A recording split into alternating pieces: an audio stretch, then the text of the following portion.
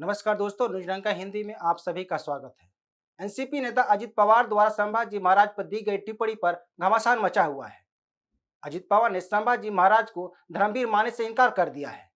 उनका कहना है कि संभाजी महाराज स्वराज रक्षक थे, उन्हें धर्मवीर नहीं कहा जा सकता है।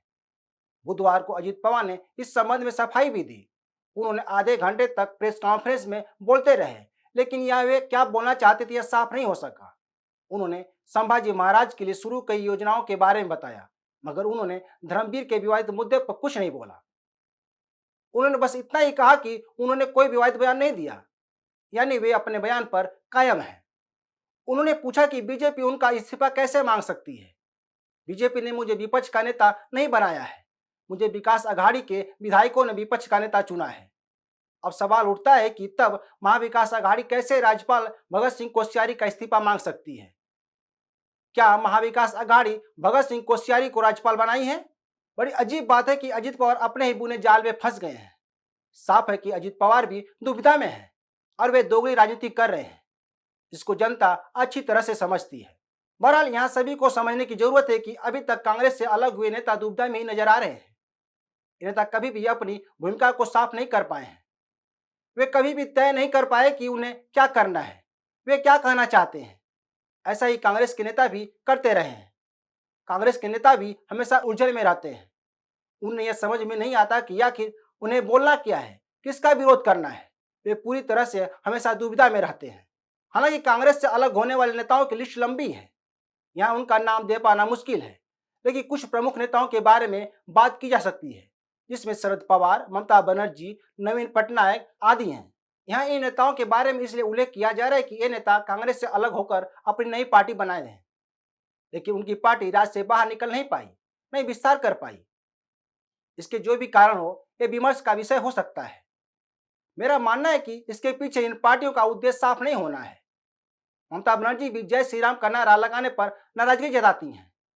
उन्हें हिंदुओं से नफरत है, यह उन्होंने दिखाया भी है।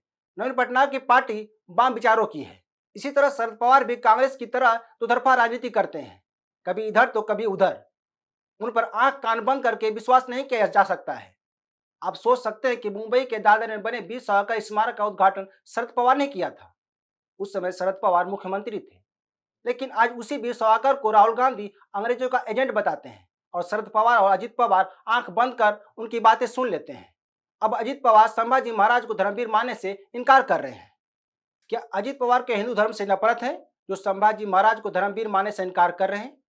आखिर क्यों लोग शरद पवार की बातों में आए? क्या महाराष्ट्र की जनता इतनी नादान है कि शरद पवार की बातों में आ जाएगी? शरद पवार सोनिया गांधी को विदेशी मूल का मुद्दा बनाकर उन्हें पीएम नहीं बनने दिया। बाद में शरद पवार ने कांग्रेस से हाथ मिलाकर महाराष्ट्र में सत्ता हथिया ली थी। आखिर इस दांवपेच में जनता ही चली गई। शरद पवार विदेशी मूल का मुद्दा उठाकर मुख्यमंत्री बन गए।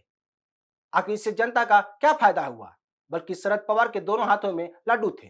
आज भी शरद पवार और उनकी पार्टी जनता की नादानी का फायदा उठा रही है। जब अजित पवार ने संभाजी महाराज पर गलत टिप्पणी की तो शरद पवार ने सफाई दी। उन्होंने कहा कि कोई संभाजी महाराज को स्वराज रक्षक कह सकता है तो कोई धर्मवीर कह सकता है। दोनों उपाधियां एक दूसरे के विरोधी नहीं है। शरद पवार यहां अजित पवार को गलत ठहराने के बजाय गोलमोल जवाब देकर बच निकले। उन्होंने कहा कि कुछ लोग उन्हें धार्मिक नजरिए से धर्मवीर कहते हैं, तो इसमें कोई एतराज नहीं करना चाहिए।